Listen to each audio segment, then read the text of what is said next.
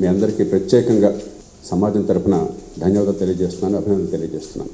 మనకి చిన్నది అనిపించవచ్చు, కానీ బాగా డబ్బున్న దేశాలు, బాగా విద్య ఉన్న దేశాల్లో కూడా రకరకాల ఉన్మాదాలు ప్రబలిపోయినాయి. ఉదాహరణకి ఆంక్షలు పెడితే మాస్క్ వేసుకోమంటే ఎందుకు వేసుకోవాలి, దానికి ఏమంటారు నిరసనలు, ప్రతిఘటనలు, కోర్టు కేసులు ఇప్పుడు కూడా జరుగుతుంది. అమెరికాలో ఇప్పుడు కూడా మాస్క్ వేసుకోండి అయ్యా, గవర్నమెంట్ ఆఫీసుల్లో ఉద్యోగులు, తర్వాత పోలీసులు, మిగతా వాళ్ళు అంటే మేము ఎందుకు వేసుకోవాలని చెప్పి కోర్టుకి ఎక్కారు. అలాగే వ్యాక్సిన్లు వేసుకోవాలని చెప్పి వ్యాక్సిన్ ప్రతిఘటనలు, ఉద్యమాలు. మన పేద దేశమైనా కూడా, అక్షరజ్ఞానం లేకున్నా కూడా, దేశంలో చాలా తక్కువ ఉన్నా కూడా మీ అందరి పుణ్యమని దేశంలో ఎక్కడా కూడా అశాస్త్రీయమైనటువంటి ఆలోచనలు ప్రబలలేదు. ఉన్న సాంకేతిక విజ్ఞానాన్ని మన పేదరికంతో పోలిస్తే నిజంగా మన సాంకేతిక విజ్ఞానాన్ని మనం అద్భుతంగా వాడుకున్నట్లు లెక్క.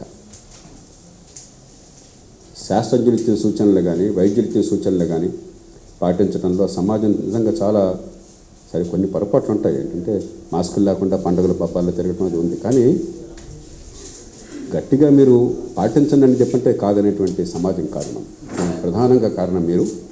లేకపోతే ఇంత పెద్ద ఉపద్రవం నుంచి ఈ మాత్రం గట్టెక్కటం అని తెలియదు కాదు. ఈవేళ కూడా ప్రపంచ దేశాల్లో, సంపన్న దేశాలతో సహా వాళ్ళ జనాభాతో పోలిస్తే గణనీయంగా కోవిడ్ కేసులు ఉన్నాయి. మనకంటే సంపద ఎక్కువ ఉంది, డబ్బులు ఉన్నాయి కాబట్టి, సాంకేతిక విజ్ఞానం ఉంది కాబట్టి ముందు వ్యాక్సిన్లు వచ్చినాయి వాళ్ళకి. వ్యాక్సిన్లు మనకంటే ఎక్కువ మందికి అందినాయి, అయినా ఆ దేశాల్లో భయపడిపోతున్నారు. మనకి ఇప్పుడు నేను అంకెలు చూశాను, రోజుకి ఒక 8-10 వేల కేసులు, ఒక 200-300 మరణాలు. ఒక్క మరణం కూడా మనం ఆపగలగాలి చేతనైతే, కానీ కొన్ని అనివార్యం. ఆ రకంగా చూస్తే ఒక వారంలో మన దేశంలో ప్రస్తుతం మరణాలు 1 మిలియన్ జనాభాకి, 10 లక్షల జనాభాకి సుమారుగా ఒక్కటి ఇవాళ. అది గొప్ప విజయం. అలాగే వ్యాక్సిన్లు కూడా కొంచెం ఆలస్యంగా మొదలైనా కూడా ఈ దేశంలో అందరికీ ప్రజలు సంతోషంగా అందుకుంటున్నారు. వ్యాక్సిన్లు వ్యతిరేకించే ధోరణి లేదు. అందుకే ఈవేళ బహుశా ఇప్పటి లేటెస్ట్ సంఖ్యలు నేను చూడదు, 107-108 కోట్లు అయి ఉంటుంది, 110 దాకా వచ్చి ఉంటుంది దగ్గర. దాదాపు 70 కోట్ల మందికి పైగా జనాభా, 74-75 కోట్ల మంది జనాభా 1 డోసుగా 2 డోసులు అందుకున్నారు. ఇవన్నీ సాధించి కాస్త మళ్ళీ సమాజం, ఆర్థిక వ్యవస్థ కుదుటపడుతున్నాయి. అందుకు ప్రత్యేకంగా పత్రికలు, ప్రచార సాధనాల పాత్రని సమాజం గుర్తుంచుకోవాలి. పత్రికలు కేవలం తాత్కాలికమైనటువంటి ఉద్రేకం రెచ్చగొట్టడం కోసం చేసినప్పుడు నేను బాగా విమర్శిస్తుంటాను. అదే సమయంలో మంచి చేసినప్పుడు మన్నన కూడా కావాలి. ఈ నేపథ్యంలోనే ఎప్పుడు కూడా ప్రజాస్వామ్యపేఠం కానీ, లోక్సత్తా ఉద్యమం కానీ సంక్షోభాన్ని అవకాశంగా మలుచుకోవాలి. దాని నుంచి పాఠాలు నేర్చుకుని దేశంలో మౌలికమైన మార్పులు తేవాలి. ఆ ఉద్దేశంతో వివిధ రంగాల్లో మౌలికమైన మార్పుల కోసం ఈ 2 ఏళ్లలో కూడా చాలా తీవ్రమైన కసరత్తు జరుగుతున్నది. దానిలో భాగంగా ఈవేళ మిమ్మల్ని అందరినీ పిలిచిన కారణం ఏంటంటే, ఒక ప్రామాణికమైనటువంటి పత్రాన్ని, అంటే మన ఆరోగ్య వ్యవస్థని సమూలంగా ఎట్లా మార్చాలి, మనకున్న అవకాశాలు ఉపయోగించుకొని పెద్ద ఖర్చు లేకుండా సమూలంగా మార్చి ప్రతి పౌరుడికి, ప్రతి మహిళకి జేబులో డబ్బులు ఖర్చు పెట్టే అవసరం లేకుండా, నేను చాలా ఆచితూచి మాట్లాడుతున్నాను, ప్రతి మనిషికి జేబులో డబ్బులు ఖర్చు పెట్టే అవసరం రాకుండా, చిన్న జ్వరమో జలుబో వస్తే డాక్టర్ దగ్గర వెళ్ళడం దగ్గర నుంచి నచ్చిన డాక్టర్ దగ్గరికి వెళ్ళి ఏర్పాటు చేస్తూ, ఈ డాక్టర్ దగ్గరికి బాగున్నా బాగోపోయిన కర్మ అనుకోకుండా నచ్చిన డాక్టర్ దగ్గరికి వెళ్ళి ఏర్పాట్లు చేస్తూ, ఉచితంగా డయాగ్నోస్టిక్స్ ఏర్పాటు చేస్తూ, ఉచితంగా మందులు ఏర్పాటు చేస్తూ, ఆసుపత్రి వైద్యానికి కొంతమేరకు ఇప్పటికే ఆరోగ్యశ్రీ లాంటి పద్ధతుల్లో కొంత ఏర్పాటు జరిగింది. అది అందరికీ వర్తించేలా ఏర్పాటు చేస్తూ, ఆసుపత్రి సేవలు అవసరమైతే తృతీయ స్థాయిలో చాలా ఖరీదైన వైద్యం, చాలా సంక్లిష్టమైన వైద్యం చాలా సమర్థంగా ప్రభుత్వ ఆసుపత్రిలో ఏర్పాటు చేస్తూ, ఈ మొత్తాన్ని కూడా సమగ్రమైన అధ్యయనంతో ఓ మంచి పథకాన్ని లోక్సత్తా తయారు చేసింది. చాలా ప్రామాణికమైనటువంటి పత్రాన్ని మేము ప్రచురించాం. అది మీ ముందు పెట్టడానికి, మీ అందరి మద్దతుని కోరడానికి. ఎందుకంటే రాజకీయాలు సరే రోజు చూస్తున్నాం. హుజూరాబాద్ బై ఎలక్షన్ మీరు చూశారు, పొద్దున సాయంత్రం దాని గురించి చర్చ, దాని అనంతర చర్చ, వీళ్ళ మీద వాళ్ళు చూస్తున్నాం. పత్రికల్లో హెడ్లైన్స్ నిలదీస్తున్నారు. కానీ నాకు ఇవేమీ పట్టవు. ప్రజాస్వామ్య పీఠానికి లోక్సత్తకి ఇవన్నీ నిరర్థకమైనవి, సమాజానికి ఏమాత్రం మేలు చేయనివి, మన పిల్లల భవిష్యత్తుతో సంబంధం లేనివి. ఒక జాతి దీర్ఘకాల భవిష్యత్తు బాగుపడేది ఈ తిట్లు, శాపనార్థాలు, నిందలు, ఆత్మస్తుతుల వల్ల కాదు. మన పిల్లల భవిష్యత్తు కోసం మనకున్న అవకాశాలతో ఎలాంటి ఏర్పాట్లు చేస్తున్నామని మనం ఒక 20 ఏళ్ళు పోయాక 30 ఏళ్ళు పోయాక గుర్తుండేది ఈ తిట్లు, శాపనార్థాలు కాదు. ఎన్నికల్లో డబ్బు పంపకాలు, ఈ ఖర్చులు కాదు. ఎవరో నెగ్గారు, ఎవరో నెగ్గలేదని కాదు. ఈ దేశం నెగ్గిందా లేదా, ఈ దేశ ప్రజల భవిష్యత్తు బాగుపడిందా లేదా. ఈ సంవత్సరంతో లోక్సత్తా ఉద్యమం ప్రజాస్వామ్య పీఠానికి 25 ఏళ్ళు నిండినాయి. నేను ఆర్భాటం కూడా చేయలేదు, ఎందుకంటే ఇది దీర్ఘకాల పోరాటం. నేను ఇప్పుడు 5 ఏళ్లలో ఈ దేశం అంతా మారిపోతుందని ఆశపడ్డాను. ఇప్పుడు 50 ఏళ్ళు పడుతుందని అర్థమైంది. కాబట్టి ఇంకొక 25 ఏళ్ల పోరాటానికి సన్నద్ధం కావటం, నిరంతరం దేశంలో మౌలికమైన మార్పులకి నిర్మాణాత్మక కృషి చేయడం మా లక్ష్యం. ముందుగా ఆరోగ్య రంగం. నేను వృత్తిరీత్యా, కనీసం శిక్షణ రీత్యా వైద్యుడు, వృత్తిరీత్యా కాకపోయినా నేను ప్రాక్టీస్ పెద్దగా చేయకపోయినా కూడా ఆరోగ్య రంగంలో నన్ను ఐఏఎస్ చేయడం చాలా మంది మంచి డాక్టరు ఐఏఎస్కి వెళ్తే ఎట్లాగా అన్నా. నేను ఆనాడే చెప్పాను, అన్ని రకాల నైపుణ్యాలు ప్రభుత్వంలో కావాలి. వాటిని సద్వినియోగం చేసుకుంటే డాక్టర్లు ఎంత చేస్తే అంతకంటే ఎక్కువ చేసే అవసరము, అవకాశం ఉందని చెప్పని నేను గుండె మీద చేసుకుని చెప్పగలను. జాతీయ ఆరోగ్య మిషన్ ఏర్పాటు చేసింది ప్రజాస్వామ్య పీఠము లోక్సత్తా చేసిన కృషి వల్ల. ఆ ప్రతిపాదన నేనే తీసుకొచ్చి జాతీయ స్థాయిలో సలహా మండలిలో ఒప్పింపజేసి ప్రభుత్వాన్ని ఒప్పించి అమలు చేయించాను. అంతకంటే ముఖ్యమైన ఆనాడే నేను గట్టిగా పట్టుబట్టాను, ఇది జరగాలి. ఇవాళ ఏదైతే ప్రతిపాదిస్తారో ముందు పెడుతున్నామో అది ఆనాడు జాతీయ స్థాయిలో నాయకత్వం మీ ఆలోచన చాలా మంచిదే, కానీ మీరు మరీ చాలా ఎక్కువ ఆలోచిస్తున్నారు దూరదృష్టితోనూ, కొంచెం ఆగుదాం అన్నారు. సరే, మరి అధికారం వాడి చేతిలో ఉంది, చేసినంత చేయండి అని చెప్పంటే ఇప్పుడు జాతీయ ఆరోగ్య మిషన్ వచ్చింది. ఇప్పుడు ఈవేళ మౌలికమైన మార్పుకి సమయం ఆసన్నమైంది. 1948లో అంటే 73 సంవత్సరాలైంది. బ్రిటన్లో ఆనాటి లేబర్ ప్రభుత్వం, అరుణ్ బేవాన్ అని చెప్పిన ఆరోగ్య మంత్రి, అట్లీ గారు ప్రధానమంత్రి. అరుణ్ బేవాన్ చొరవతో ప్రపంచంలోనే ఒక విప్లవాత్మకమైన ఆరోగ్య వ్యవస్థకి శ్రీకారం చుట్టారు. అది 20వ శతాబ్దం ప్రపంచ చరిత్రలో ఒక కీలకమైన ఘట్టం. 1948 జూలై 5వ తేదీ. కనీసం 73 సంవత్సరాల తర్వాతైనా సరే మనం ఈ దేశంలో అందరికీ మంచి ప్రమాణాల ఆరోగ్యాన్ని జేబులో ఖర్చు కాకుండా నిజంగా అందించి ఏర్పాటు చేయడం అవసరం. ఎప్పుడు ఆల్మాటా డిక్లరేషన్ చెప్పిన 1978లో ఈనాటి ఉజ్బెకిస్తాన్లో ఆల్మాటాలో ప్రపంచ దేశాలన్నీ సమావేశమై అందరికీ ఆరోగ్యం, హెల్త్ ఫర్ ఆల్ అని చెప్పి నినాదాన్ని ఆమోదించారు. ఇప్పటికీ రావాలి. ఇప్పుడు 100% సాధ్యం. మేము ప్రతిపాదించేటువంటి నమూనా క్లుప్తంగా ప్రాథమిక ఆరోగ్యాన్ని నచ్చిన డాక్టర్ దగ్గరికి వెళ్ళే ఏర్పాటు చేయటం. ఎట్లా సాధ్యం? పిహెచ్సిల ద్వారా మాత్రమే అంటే సాధ్యం కాదు. పిహెచ్సీలు అక్కడెక్కడ విసిరేసినట్టున్నాయి. నేను ఈ ఊళ్ళో ఉంటే నాకు పట్టణం ఇంకో చోట ఉంటుంది, పిహెచ్సి ఇంకో చోట ఉంటుంది. ప్రభుత్వ ఉద్యోగం అనగానే డాక్టర్ ఉంటాడో లేడో, కొన్ని చోట్ల ఉంటారు, కొన్ని చోట్ల ఉంటారు, అందుబాటులో ఉంటారు. లేకపోతే అసలు పోస్ట్ ఉన్నా కూడా ఆ పోస్ట్ని వేకెన్సీలు అట్లనే ఉంటాయి. డాక్టర్ ఉంటే నర్సులు ఉంటారు, ఇద్దరు ఉంటే మందులు ఉండవు. మనం చూస్తున్నాం, మనకు తెలుసు కదా. అయినా కొన్ని చోట్ల అద్భుతంగా పనిచేస్తున్నారు. ఎన్ని ప్రతికూల పరిస్థితుల్లో కూడా డాక్టర్ నర్సులు అద్భుతంగా పనిచేస్తున్నారు. కానీ ఇది చాలు. కాబట్టి మౌలికంగా మేము నమూనా ప్రతిపాదించింది ఏంటంటే, చిన్న పట్టణాలు వాటిని ఎంపిక చేసి, అంటే చుట్టూ 1,00,00,000 జనాభా ఉన్నాయి. రోజు మనం పోతుంటాం ఆ పట్టణానికి, 5-10 కిలోమీటర్ల దూరంలో ఆ పట్టణానికో మండల కేంద్రం బరదనికో ఏదో పని మీద రోజు పోతున్నాం. అక్కడ 10 మంది డాక్టర్లు కనీసం ఉండేట్టుగా, 1,00,00,000 జనాభాకి 10 మంది డాక్టర్లు, పట్టా పుచ్చుకునే అర్హత ఉన్న డాక్టర్లు. వారికి ఒక నెల రోజులు ప్రత్యేక శిక్షణ ఫ్యామిలీ ప్రాక్టీస్ మీద.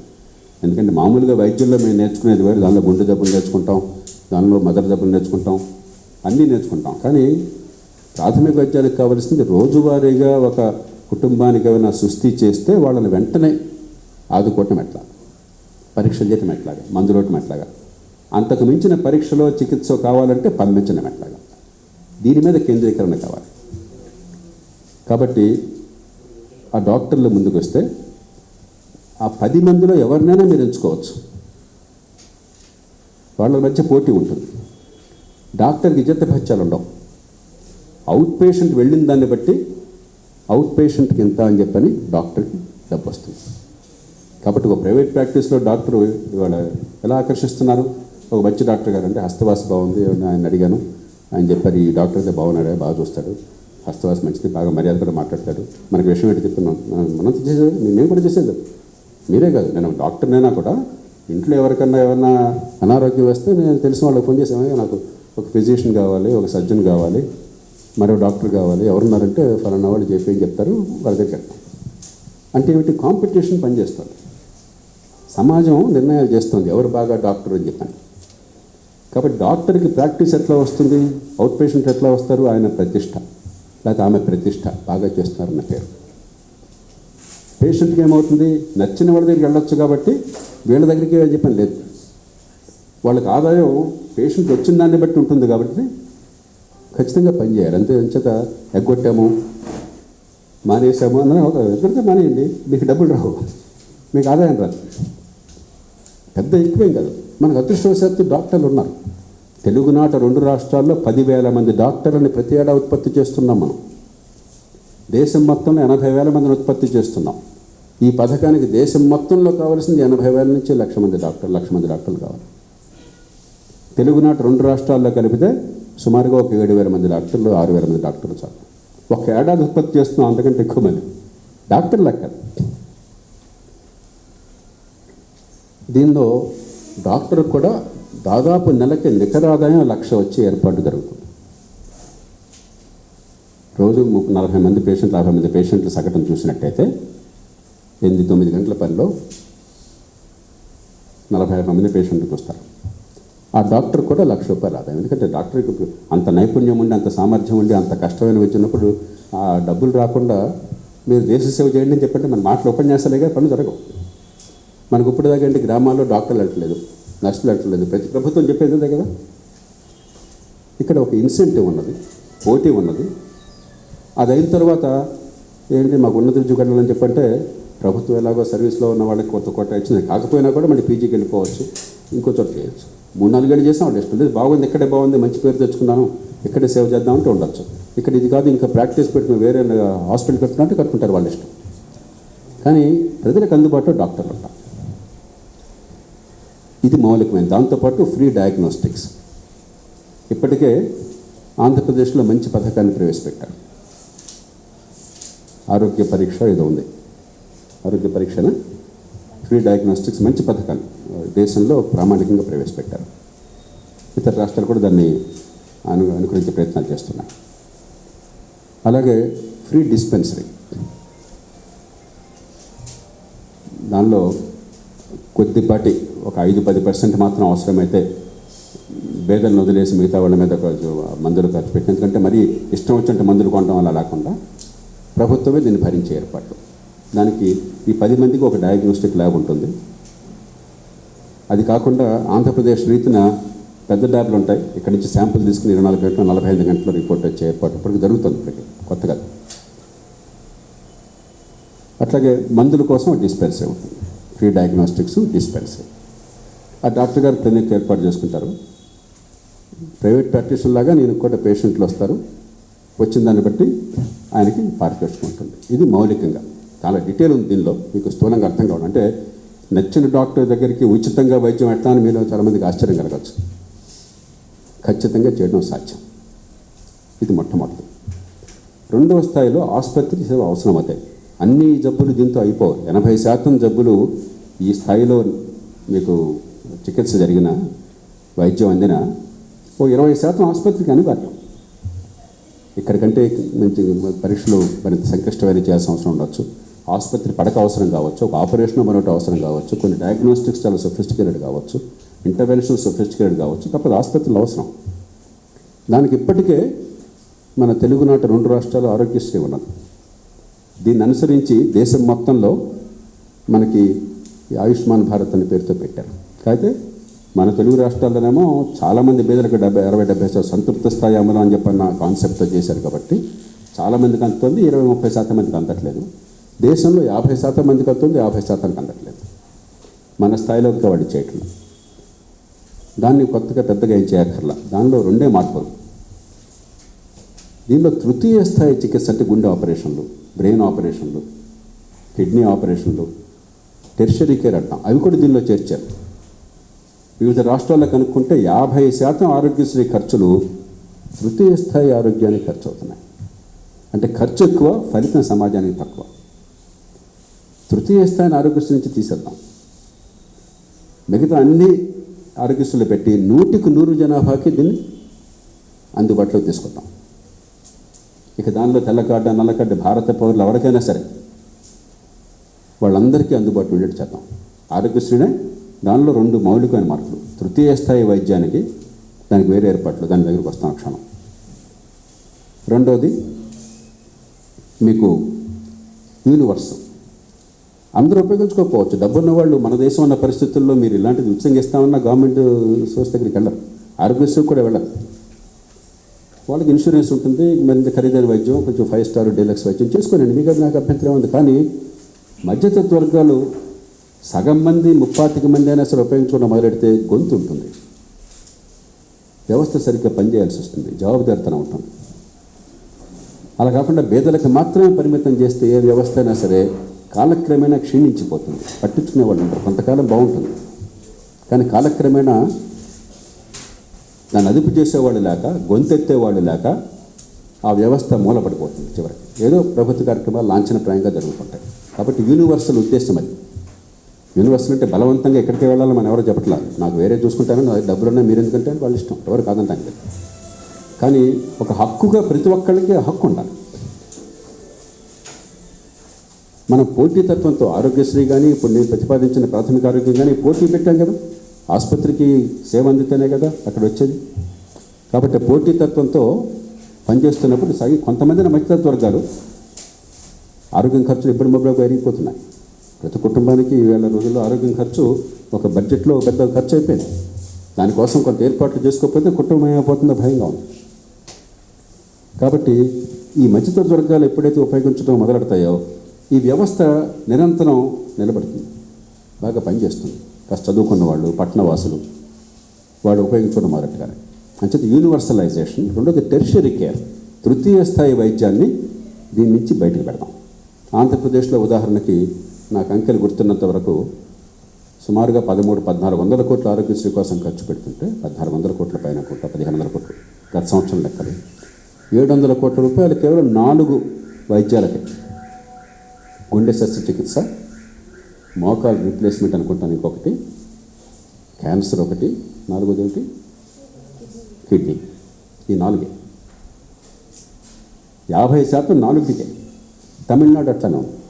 కాబట్టి నేను చెప్పిన ప్రతి కూడా అంకెల ప్రమాణంతో చెప్తున్నాను. దానికి బదులు ఈ డబ్బును కనుక పూర్తి వైద్యాలకి ఇలాంటి ఖరీదైనటువంటి తృతీయ వైద్యం మినహాయించి అందరికీ అంటే పెద్ద అదనపు ఖర్చు కూడా కాదు, కొంత అవుతుంది. అంటే చాలా ప్రామాణికంగా తయారు చేస్తాం. ఈ పుస్తకంలో అన్నీ ఉన్నాయి, మీరు సమయం ఎప్పుడు కావాలని క్లారిఫికేషన్ మామూలు సిద్ధంగా ఉన్నారు. ఇక మరి తృతీయ స్థాయి ఏమిటి?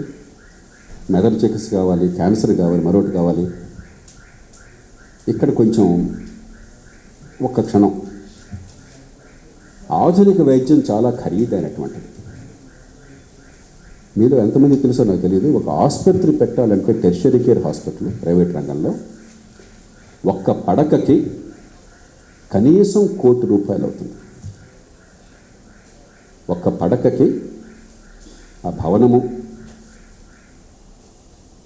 అంటే మరి నగరాల్లో మీకు ఎంత రేటు?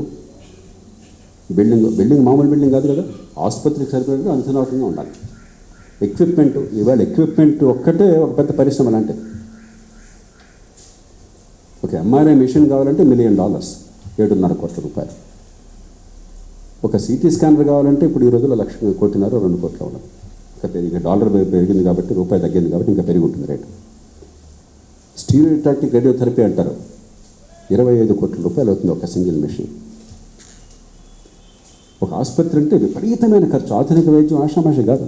ఈ ఖర్చులు మనం తగ్గించాలంటే మన టెక్నాలజీ కాదు, ఇది మన దేశంలో తయారయ్యేది కాదు. ఇది ప్రపంచ టెక్నాలజీ. మనం అక్కడి నుంచి చూసుకోవాల్సింది వేరే మార్గం లేదు. అమెరికానో జర్మనీలో ఇంకెవరు లేరు మనకి ఇచ్చేవాళ్ళు కూడా. 3, మరి అక్కడ వైద్య రంగంలో పనిచేసేవాళ్ళు విపరీతమైన సాధన చేసిన వాళ్ళు, సమాజంలో విపరీతమైన పోటీకి తట్టుకొని చాలా కష్టమైన విద్యను పొంది ఆ పైన మన నైపుణ్యాన్ని పొంది ఏళ్ల తరబడి దశాబ్దాల తరబడి శోధన చేసిన వాళ్ళు, మరి వాళ్ళ తగిన పారితోషికం రాకుండా మీరు ఎందుకు కొరగాన వాళ్ళకి ₹1,00,000 జీతం కావాలనుకుంటే మీరు వీళ్ళకి తగిన పారితోషికం లేకుండా ఎందుకు చేస్తారు? ఇవన్నీ కలిపితే ఆధునిక వైద్యం చాలా ఖరీదైనటువంటిది. ఆ కారణంగా ప్రైవేట్ ఆసుపత్రుల్లో ఒక పడకకి 1 సంవత్సరానికి, ఈ హై ఎండ్ హాస్పిటల్లో 1 సంవత్సరానికి బిల్లింగ్ సగటున ₹1,00,00,000 ఉంటుంది. ఒక పడకకి 1 సంవత్సరానికి సగటున ₹1,00,00,000 అంటే రోజుకి 25,000 నుంచి 30,000 పడక్కింత అని లెక్కేస్తే. పడక కోసమైనా ఖర్చు పెట్టాల. నేను అన్నిటికీ ఒక అంకె చెప్తున్నా. ఒక డయాగ్నోస్టిక్స్ కానీ, ఇంటర్వెన్షన్స్ కానీ, ఆసుపత్రి కానీ, ఇతర సేవలు కానీ, మందులు కానీ, ఒక్కొక్క పడక్కి రోజుకి 25,000-30,000 అవుతుంది. బాగా తగ్గించి వాళ్ళు చేస్తున్నారు పాపం, ఖర్చు ఎక్కువ లేకుండా కొంచెం చేస్తున్నారు అనుకున్నా కూడా పడక్కి 50 లక్షలు లేకుండా మీకు ఆసుపత్రి నడక సాధ్యం కాదు. సంవత్సరానికి నడవదు ఆసుపత్రి. కాబట్టి మీరు ఎంత అద్భుతమైన ప్రైవేట్ రంగమైనా కూడా అంత అద్భుతంగా ఉండరు. మనకు తెలుసు, మీరు ఎన్నోసారి పత్రికలు రాశారు. లేని జబ్బుకి వైద్యం ఇవ్వటం కానీ, లేని మందులు ఇచ్చినట్టు చెప్పడం కానీ, అనవసరమైన చికిత్స చేయడం కానీ మనం చూస్తున్నాం రకరకాల. అది లేదనుకున్నా కూడా, నేను చెప్పే దాని గురించి మాట్లాడట్లా, అది లేదనుకున్నా కూడా ప్రైవేటు వైద్యం తృతీయ స్థాయిలో చాలా ఖరీదైనది. మీరు చాలా సందర్భాలు నన్ను గమనించారు. నేను ఇప్పుడు ప్రభుత్వమా ప్రైవేట్ అని పట్టించుకునేవాడిని కాదు. పిల్లి నల్లదా తెల్లదా మనకు అనవసరం, పిల్లి ఎలుకల్ని పట్టిందా లేదా కావాలని చెప్పాను. కాబట్టి నాకు ప్రైవేట్ రంగం మీద నాకు వ్యతిరేకత లేదు. కానీ తృతీయ వైద్యంలో కనుక మనం తక్కువ ఖర్చుతో ఉత్తమ ఫలితాలు వచ్చి ఏర్పాటు చేయకపోతే ఆరోగ్య రంగంలో ఖర్చు అవధులు దాటుతుంది, ఫలితం ఇట్లానే ఉంటుంది, ఫలితం మారదు. కానీ నాకు తృప్తి కలుగుతుంది. ఎవరో ఖర్చు పెడుతున్నాను, నా మీరు ఖర్చు పెట్టారనుకోండి, నా బదులు నాకు పెద్ద బరువు తెలియట్లా, కానీ సమాజానికి లాభం లేదు. సమాజం ఆరోగ్యం ఇట్లానే ఉంటుంది, ఖర్చు మాత్రం ఇట్లా పెరుగుతుంది. అమెరికా దేశంలో ఇవాళ $5లో $1 ఆరోగ్యం కోసం ఖర్చు అవుతుంది. ఆ దేశం మొత్తం వాళ్ళ సంపాదనలో ₹5లో ₹1 ఆరోగ్యం కోసం ఖర్చు అవుతుంది. అయినా అమెరికా ఆరోగ్యంలో అగ్రస్థాయిలో లేదు, 35వ స్థానంలో ఉంది. సంపన్న దేశాల్లో అట్టడుగున ఉన్నది. మనం ఆ మోడల్ గడుతున్నాం ఈ దేశంలో. అది దేశ భవిష్యత్తుకి మంచిది కాదు. ప్రైవేట్ రంగాన్ని ఉండనివ్వండి తృతీయ స్థాయిలో. ద్వితీయ స్థాయి ఎట్లా ద్వితీయ స్థాయిలో ఇందాక ఆరోగ్యశ్రీ మోడల్ వర్తిస్తున్నాం, దేశం అంతా కూడా ఇంకా విస్తరించాలని చెప్తున్నానండి.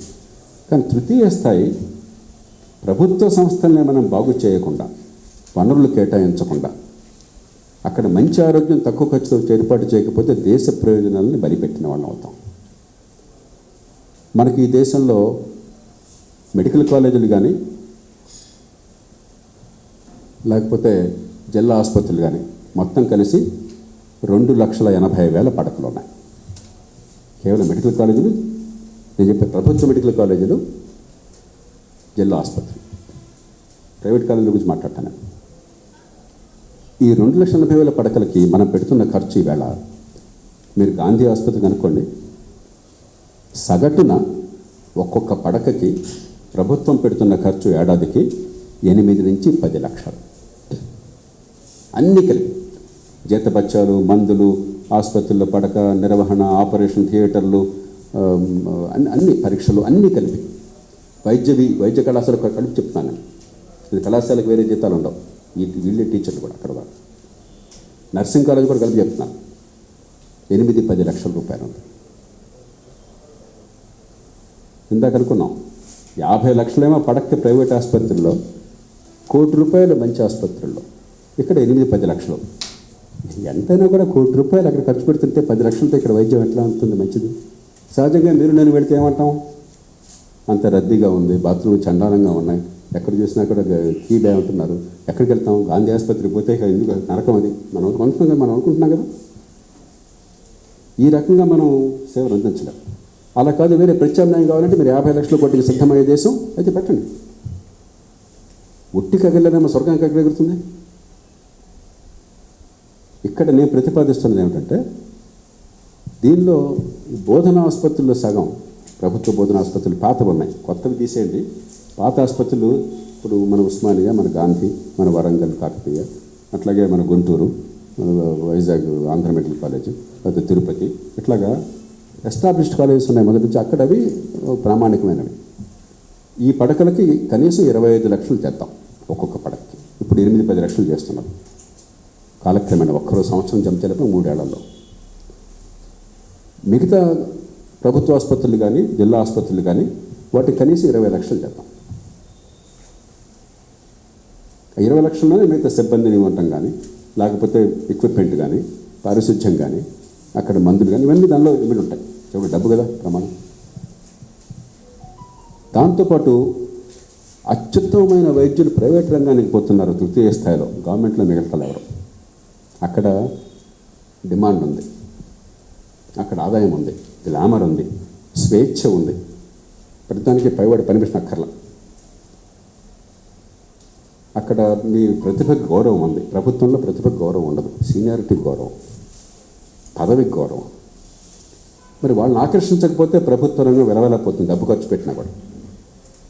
కాబట్టి వాళ్ళు ప్రైవేట్గా చేస్తూనే దీనిలో ప్రపంచ దేశాల్లో చాలా చోట్ల ఉంది, మన దేశంలో కూడా పూర్వం ఉంది, అటెండింగ్ ప్రివిలేజెస్ అంటారు.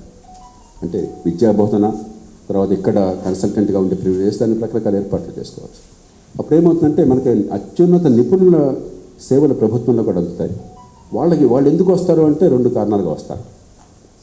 ఎంత గొప్ప నిపుణుడైనా కూడా వైద్య రంగంలో పిల్లలకి విద్యాబోధన చేస్తున్నానంటే చాలా గ్లామరు, గౌరవం ఉన్నది. గొప్ప డాక్టర్కి పిల్లలకి పాఠాలు నేర్పడం చాలా గొప్ప గౌరవం, ప్రెస్టీజ్ ఉంది. కాబట్టి వైద్య కళాశాలలో పిల్లలకి పాఠాలు నేర్పుతున్నాను, ఆసుపత్రుల్లో పిల్లలకి వైద్యం నేర్పుతున్నానని చెప్పాను, చాలా ప్రతిష్టాత్మకంగా. అలాగే రీసెర్చ్ చేసుకోవచ్చు ప్రభుత్వంలో అయితే, మెటీరియల్ చాలా ఉంటుంది.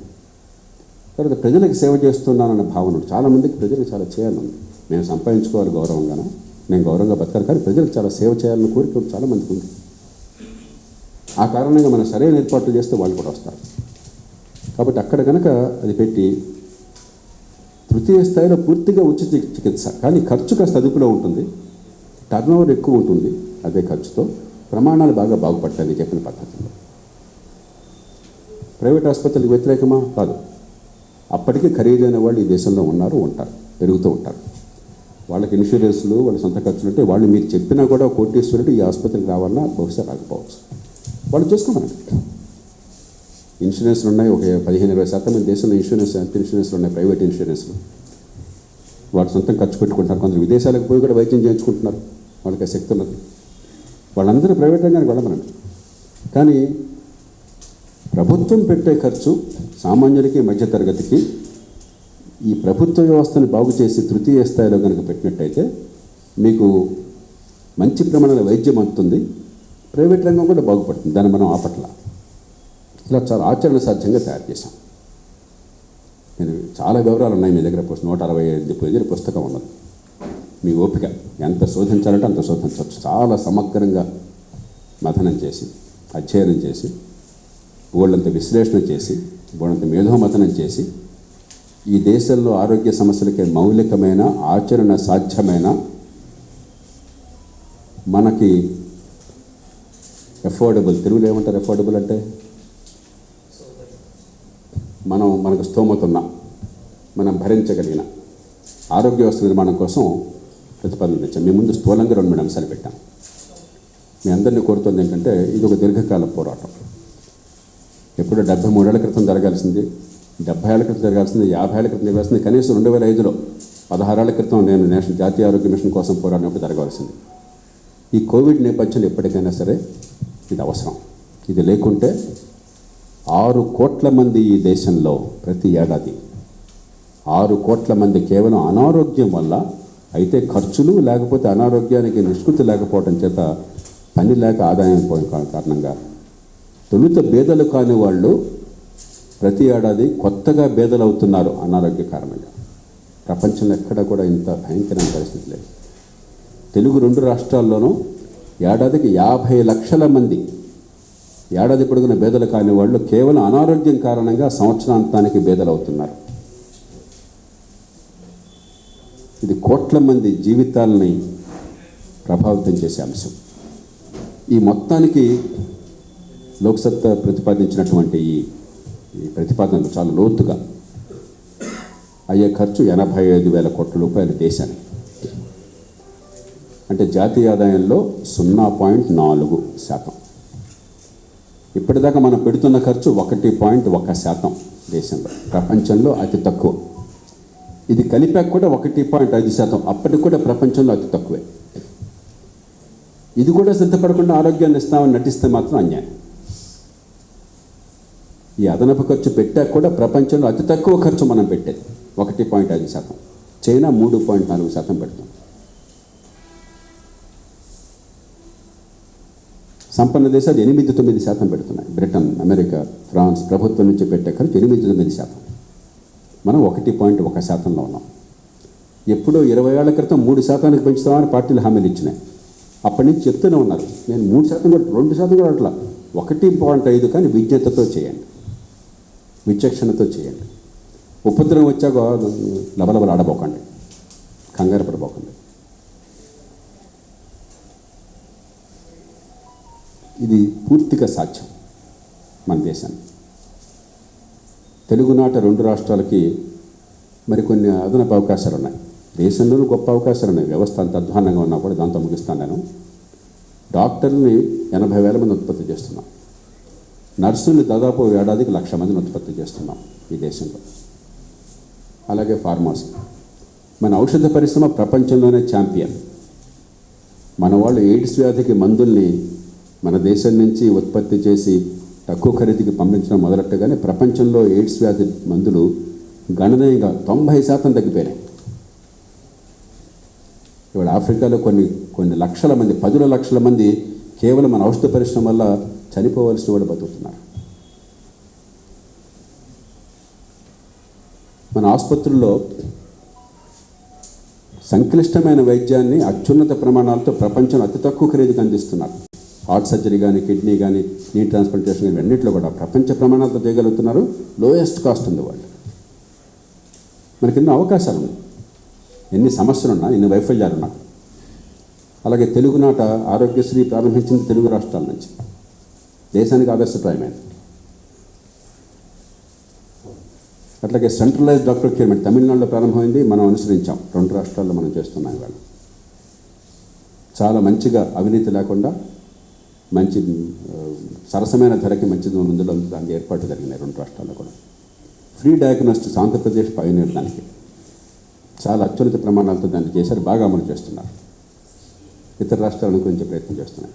తెలంగాణలో కొత్తగా డయాగ్నోస్టిక్స్కి ప్రత్యేకంగా ల్యాబ్స్ కోసం ఈ మధ్యనే గట్టి ప్రయత్నం జరుగుతున్నారు. ఎమర్జెన్సీ రెస్పాన్స్ సిస్టమ్ 108 ఇక్కడి నుంచి ప్రారంభమైంది. 10 ఏళ్ల పాటు నేను దాని బోట్లో కూడా ఉన్నాను.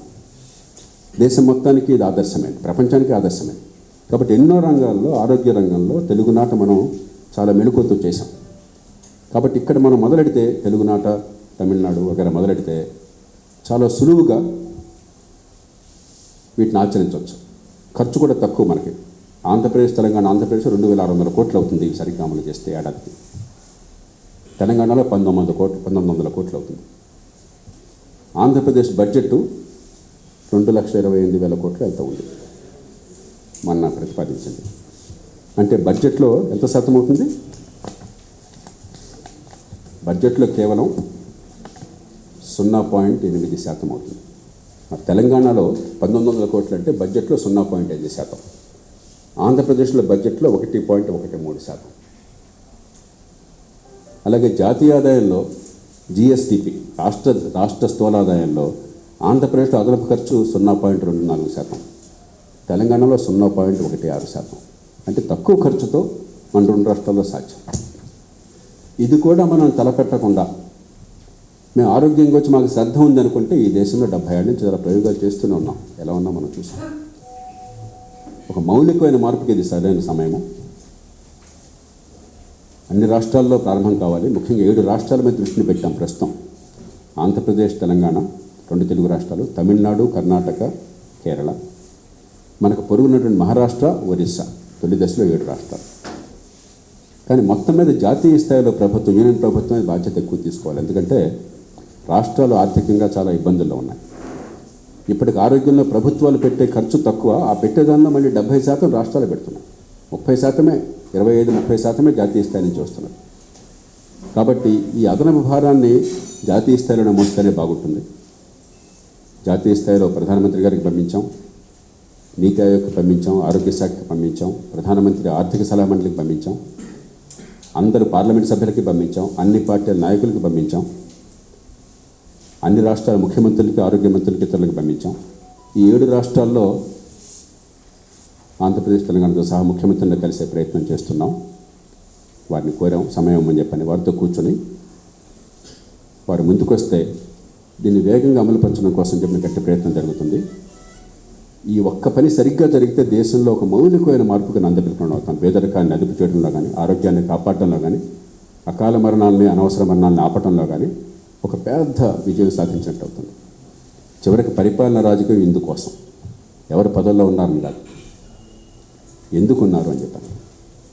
దీనికి ఇప్పటికే చొరవ చూపిన 2 తెలుగు రాష్ట్రాలు, దక్షిణాది రాష్ట్రాలు ముందుకొచ్చి దేశంలో ఇతర రాష్ట్రాలకు మార్గాన్ని చూపెడితే అన్న నమ్మకం నాకున్నది.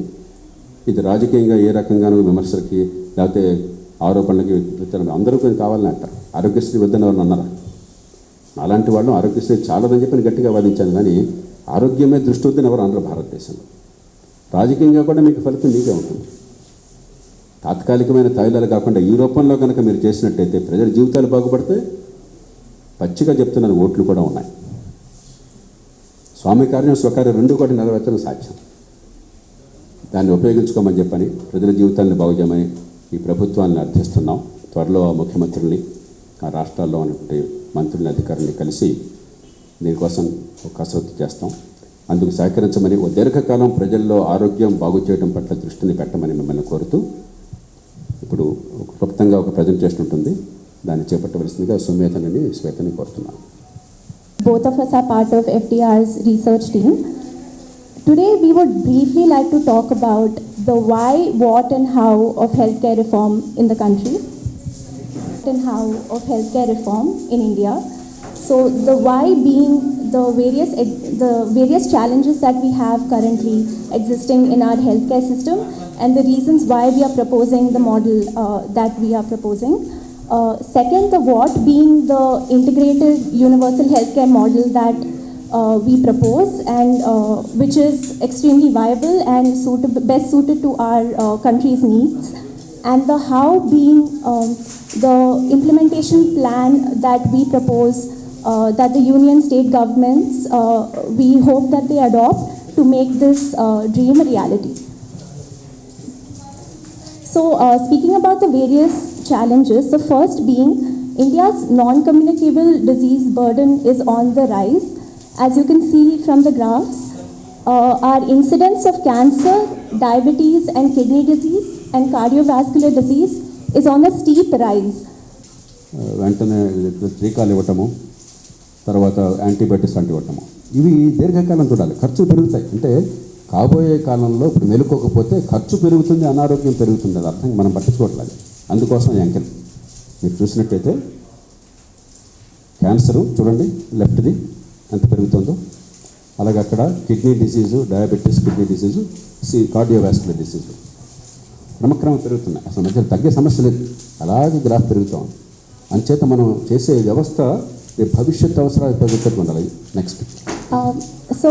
This rise can be attributable to the epidemiological and demographic transition that is taking place in our country due to enhanced prosperity, better economic outcomes, longer lifespan, and also lifestyle changes.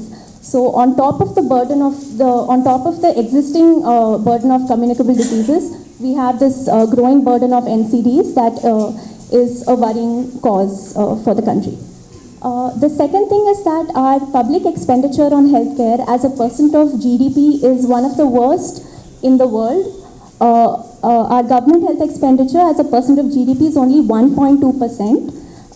As you can see in this graph, compared to countries like the US, Germany, many developed countries and also developing countries such as Brazil, South Africa and China are performing much better in terms of expenditure on healthcare.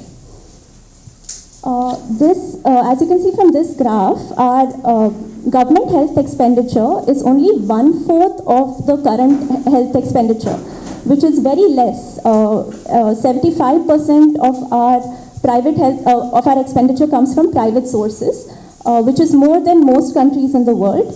And you can see, like the UK, Germany, and other developed countries, at least 3/4 of their expenditure comes from government sources. And many significant developing countries such as China, South Africa, Russia, and Singapore, at least 50% of their expenditure comes from government sources. ఇది చాలా కీలకమైనది. ఆ చివరి చూడండి, అదే ఖర్చు. అతి తక్కువ భారతదేశంలో గవర్నమెంట్ ఖర్చు, అతి ఎక్కువ భారం ప్రజల మీద పడుతుంది. అందుకే బెదరకంలోకి పోవటం, 6 కోట్ల మంది బెదరకంలోకి పోవడానికి ప్రధాన కారణం out of pocket expenditure. As Dr. JP said, we have a high burden of out-of-pocket expenditure in this country. Out-of-pocket expenditure is an expenditure that a person incurs out of pocket for healthcare without government aid or insurance. So as you can see, out-of-pocket expenditure is 60% of current health expenditure in India, which is one of the highest in the world. What is also staggering is nearly 6 crore Indians are impoverished every year due to lack of access to affordable healthcare. And if we look at the states AP and Telangana combined, about 50 lakh people go into poverty on account of out-of-pocket expenditure. Another problem that so this pie chart depicts the utilization percentage of healthcare facilities in the country. As you can see, around 25% of visits to a healthcare provider lie in the public sector, which is your public hospitals and your primary healthcare centers. The remaining 75% of visits are to private doctors and private hospitals.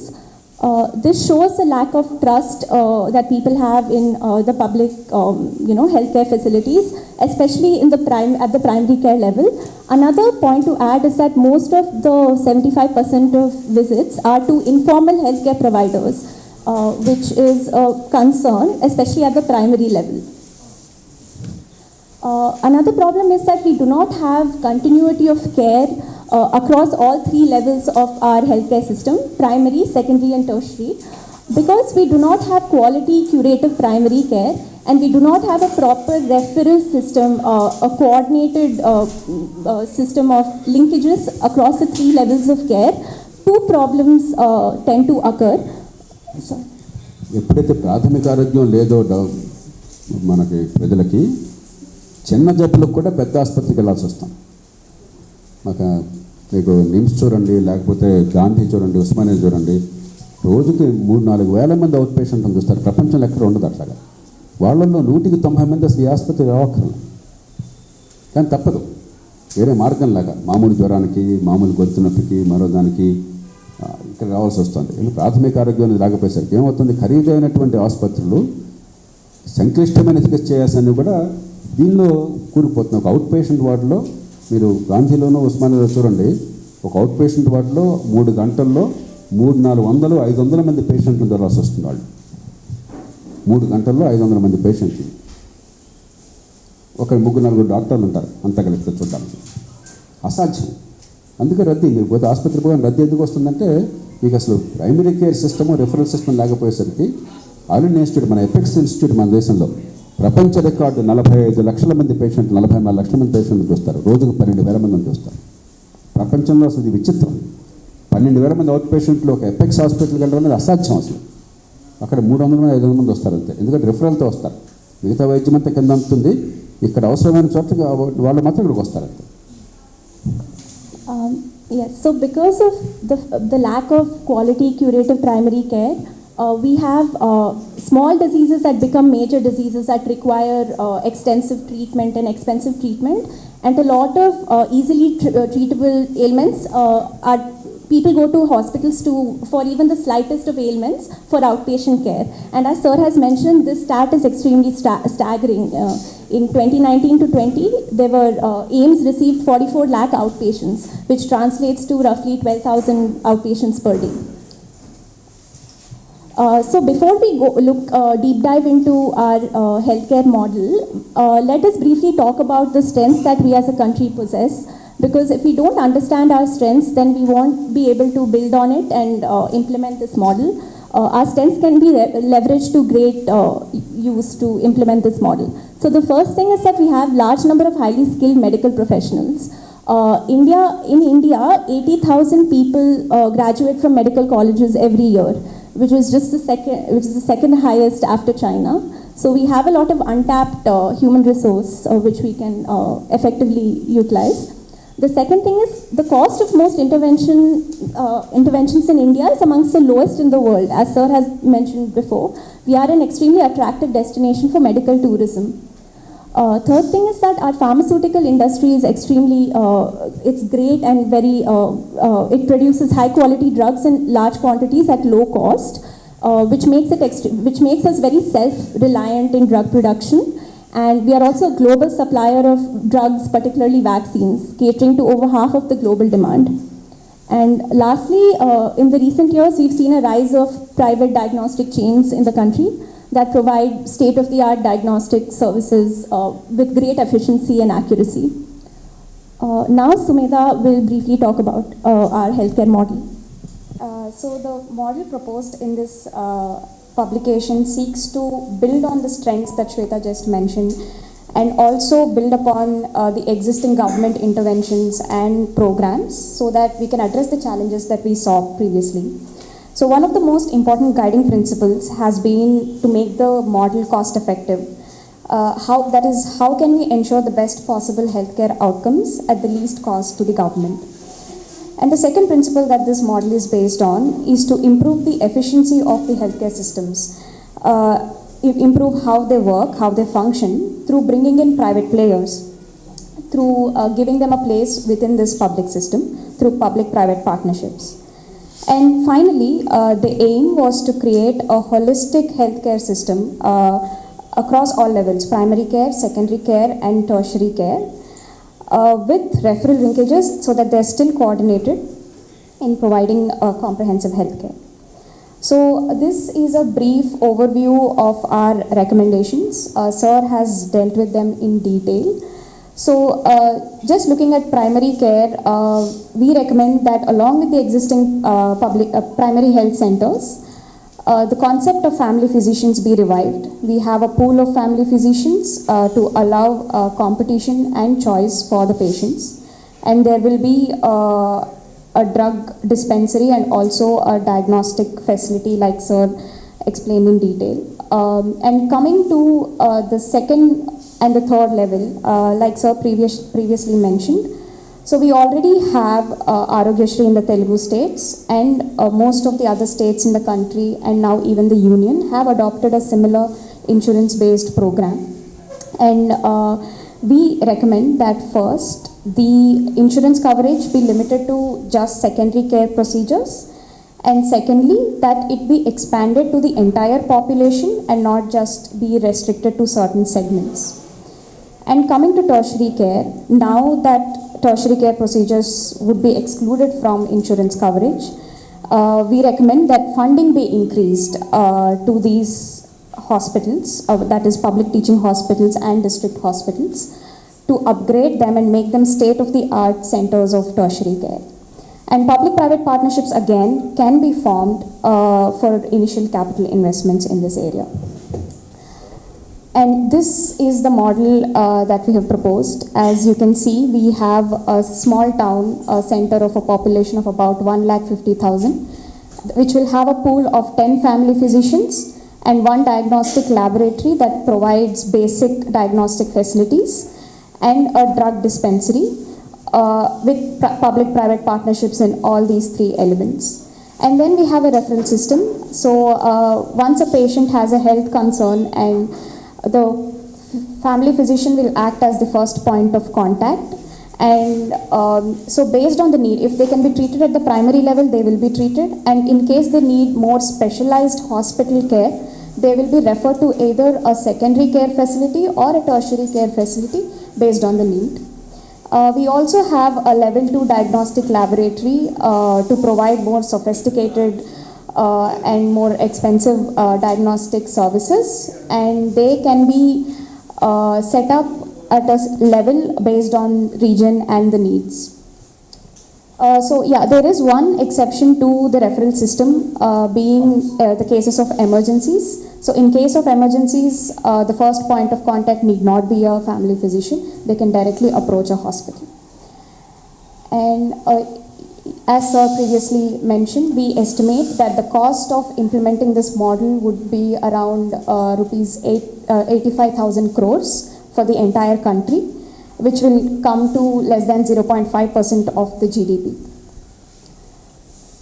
So while rolling this model out nationally is important, the reform ultimately must begin from the states. Healthcare is a state subject. And as we can see here, like sir previously mentioned from this graph, over the years we can see, this is the graph that shows the total government healthcare expenditure over the years in the country. The green color shows the expenditure that the states have been spending. The orange is being spent by the union in centrally sponsored schemes, and the blue is what the union is spending independent of centrally sponsored schemes. We can see that the states account for the lion's share of this public expenditure on healthcare. As sir rightly pointed out, they are already constrained for resources, and the union must take lead in implementing these. However, healthcare being a state subject, we hope that the states fully own these reforms and lead the implementation. And we are aware that the circumstances vary across states in terms of expenditure as well as outcomes. So the model we proposed is flexible so that it can be adapted across these various circumstances in states. Coming to Andhra Pradesh and Telangana, like sir has pointed out, that both of these states have the advantage of having implemented certain commendable healthcare innovations over the past several years. One being the Aarogyasri program, which has been hugely successful in making healthcare, hospital care affordable to the poorer segments of the society. And the second being the emergency response services through the 108 EMRI program. And free diagnostics, where Andhra Pradesh has adopted a public-private partnership mode, and Telangana recently has been making sincere efforts in providing free diagnostics in government facilities itself. And as already sir mentioned, both the states have adopted centralized drug procurement, and it's been in operation for several years now. And we estimate that it will take about 2,600 crores for Andhra Pradesh and 1,900 crores for Telangana to implement this model, additional expenditure, and which again comes to a small percentage of its entire budget, 1.13% in Andhra Pradesh and 0.8% in Telangana. And we certainly do hope to persuade these governments to lead the effort and set an example for the rest of the country. Thank you. ఇప్పుడు రూపాయి బియ్యమా ఉచిత బియ్యమా నాకు గుర్తులేదు. కొంతకాలం ఉచితం ₹1 బియ్యము, ఆరోగ్యశ్రీ, తర్వాత ఉచిత హౌసింగు, ఇతర ఓల్డేజ్ పెన్షన్లు, ఫీ రీయింబర్స్మెంట్, అన్నిటికీ కూడా రేషన్ కార్డు ముడిపెట్టారు. దాంతో ఏమవుతుంది, ప్రభుత్వానికి రేషన్ కార్డులేమో 85% ఉన్నాయి. నేను ఎన్నో సందర్భాలు చూశాను, కోకటిపల్లి కూడా చూశాను, ఫీల్డ్ నుంచి చాలా రిపోర్ట్స్ వస్తుంటాయి. నిరుపేదలు చాలామందికి ఇప్పటికి కార్డులు లేవు. కానీ కార్డుల సంఖ్యను చూసినట్టయితే దాదాపు 85-90%, అసలు కొన్ని చోట్లయితే 100% కుటుంబాలు కవర్ అయిపోయినాయి, అన్ని కార్డులు ఉన్నాయి. కాబట్టి ప్రభుత్వం ఏం చేస్తుంది, ఏ ప్రభుత్వం అయినా కూడా ఏమయ్యా మీరు అందరి జనాభాకి వచ్చేసింది, మరి ఇంకా ఈ కార్డులు కొంచెం మీరు జాగ్రత్తగా ఉండని చెప్పి కొంచెం కంట్రోల్ చేస్తారు. ఎందుకంటే సిస్టంలో ఆనెస్ట్గా పర్ఫెక్ట్గా చేసే సిస్టమ్ మనకు లేదు. నిజాయితీగా మాట్లాడదాం, మన యంత్రాంగం మనకు తెలుసు కదా ఏం జరుగుతుందో. కాబట్టి పైనుంచి ఏం చేస్తారు, ఏమయ్యా మీ జనాభా ఎంత, ఇన్ని కుటుంబాలు ఉన్నాయి, ఇన్ని కార్డులు ఉన్నాయి, ఏంటిది కొత్త కార్డు ఇవ్వడానికి వెళ్ళలేదని చెప్పాను. దాంతో బ్లైండ్గా మనం ఆపేస్తున్నాం. నిజంగా అర్హత ఉన్న వాళ్ళకి అందట్లేదు. పెద్ద సమస్యది. మిగతా వాటిలోకి వెళ్ళొద్దు, కానీ ఆరోగ్యం వరకు ఏంటంటే నేను చెప్పేది, అసలు ఆరోగ్యం అందరికీ హక్కుగా అందరికీ ఇచ్చేస్తే గొడవ ఉండదు, లింక్ ఉండదు. ఇప్పుడు బహిరంగంగా చెప్తున్నాను పేరుతో సహా, ఉత్తమ్ కుమార్ గారు ఆయన సివిల్ మంత్రిగా ఉన్నారు కదా అదివరకు క్యాబినెట్లో, కిరణ్ కుమార్ రెడ్డి గారి క్యాబినెట్లో. ఏం మంత్రి పైన, సివిల్ సప్లైసా, హౌసింగ్. ఆయన స్వయంగా చెప్పారు నాకు ఆనాడు. ఆయన జిల్లాలో ఒక రైస్ మిల్లర్ వచ్చి, అన్న నాకు తెల్ల కార్డు కావాలన్నా అంట. ఏమైనా రైస్ మిల్లర్ నువ్వు తెల్ల కార్డు ఏంటి నీకు బాగోలేదని చెప్పంటే, ఆరోగ్యశ్రీ కార్డు అందరికీ ఆరోగ్యశ్రీ వెళ్తారు, నాకు లేకపోతే అవమానంగా ఉంది, ఆరోగ్యశ్రీ ఉంటే ఫ్రీగా ట్రీట్మెంట్ తీసుకోవచ్చు కాబట్టి తెల్ల కార్డు కావాలంటున్నారు సార్ అని చెప్పాను. మనందరికీ తెలుసు ఈ కార్డుల మీద గిరాకీ పెరిగిపోయింది. ఆరోగ్యం హక్కుగా ప్రపంచం అంతా గుర్తించి యూనివర్సల్గా చేస్తే ఈ కార్డుతో ముడిపెట్టకుండా ఆరోగ్యం వరకు మీకు ఆ ఇబ్బంది ఉండదు. ఖర్చు పెరిగిపోతుందా మీరు భయం అక్కర్లా. ఇప్పటికీ 85% కార్డులు ఎలాగో ఉన్నాయి. రెండోది, మీరు ఏం చేసినా కూడా ఒక 20-25% మంది మీ ఆరోగ్యశ్రీ మరొకటి ఉపయోగించుకోరు. వాళ్ళకి మరి ఖరీదైనటువంటి ప్రైవేట్ వైద్యం మీద నమ్మకం ఉన్నది, వాళ్ళు ఖర్చు పెట్టగల స్తోమత ఉంది, సంతోషం. అలాంటి ఆసుపత్రులు కూడా ఉన్నాయి. కాబట్టి ప్రభుత్వానికి పెద్ద ఖర్చు పెరగదు. మేము దీనిలో లోతుకెళ్తే అవన్నీ అంకెలు వేసాం. అదనపు ఖర్చు చాలా తక్కువ ఉంటుంది, కానీ ప్రయోజనం చాలా ఎక్కువ ఉంటుంది. ఇప్పుడు ఎప్పుడైతే మీరు కార్డుకి ముడిపెట్టి పరిమితం అన్నారో, తెలుగు రాష్ట్రాల్లో చేసినంత విస్తృతంగా ఏ రాష్ట్రంలో ఆరోగ్యశ్రీ అమలు కాల. నేను చెప్పాను ఇందాక, జాతీయ స్థాయిలో 50% మందికి అందుతుంది, తెలుగు రాష్ట్రాలు 80% మందికి అందుతుంది. దానిలో కూడా అవకతవకలు ఉన్నాయి. అక్కడ 50% ఎంతమంది బాధపడుతున్నారో మీరు చూడండి. కాబట్టి మీరు ఎంత అద్భుతంగా చేసినా కూడా బీదలు మిగిలిపోతారు ఆ కార్డులతో నింపబట్టడం చేత. 2 మధ్యతరగతి వర్గాలు మీ బీదల లెక్కల్లోకి రాని వాళ్ళు కూడా ఆ కుటుంబాలు కుదేలైపోతున్నాయి ఆరోగ్య ఖర్చుల వల్ల. అంచేత ఆరోగ్యం వరకు ఇది హక్కుగా భావించి ఎవరైనా ఉపయోగించుకోవచ్చు ఈ దేశ పౌరులు. ఆ ఏర్పాటు చేస్తే అదనపు ఖర్చు చాలా తక్కువ, కానీ ఫలితాలు చాలా ఎక్కువ. ఎప్పుడైతే మీరు నేను వెళ్ళడం మొదలెడతామో ఆ వ్యవస్థ బాగుపడుతుంది. అవుట్ పేషెంట్గా కానీ ఇన్పేషెంట్ కానీ మీరు నేను వెళ్ళామంటే ఉండే పరిస్థితి వేరు. నిరుపేదలు సామాన్యులు పాపం నోరు లేని వాళ్ళు మాత్రం వెళ్ళారంటే ఉండే పరిస్థితి వేరు. కాబట్టి నేను ప్రభుత్వాన్ని కోరేది, ఈ తెల్ల కార్డులతో లింక్ పెట్టి తీసేయండి ఆరోగ్యం వరకు. అప్పుడు చాలా ఫలితాలు వస్తాయి. మీరు చెప్పింది పూర్తిగా వస్తాయి.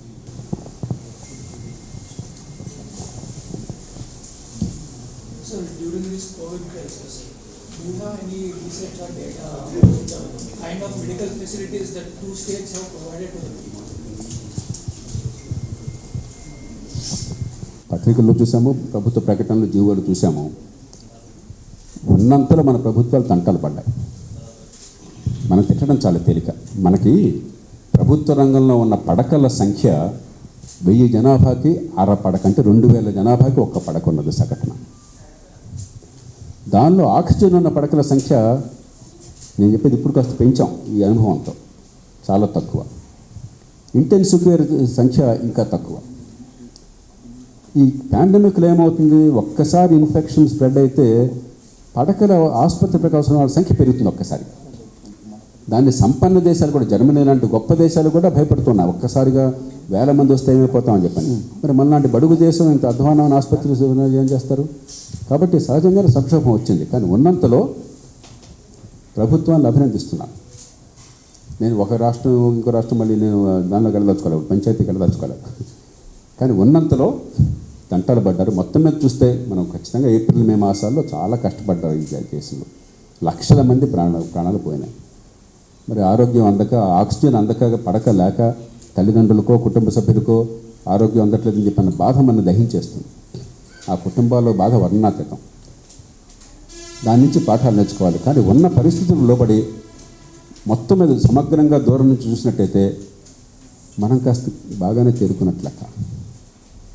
ఇప్పుడు 190 మందికి నాకు అందిన సమాచారం, వివిధ రూపాల సమాచారం ప్రకారం, ప్రభుత్వం ఇచ్చిన లెక్కలే కాకుండా ఇతర సమాచారం కూడా ఉన్నది, 190 మందికి మన దేశంలో యాంటీబాడీస్ ఉన్నాయి.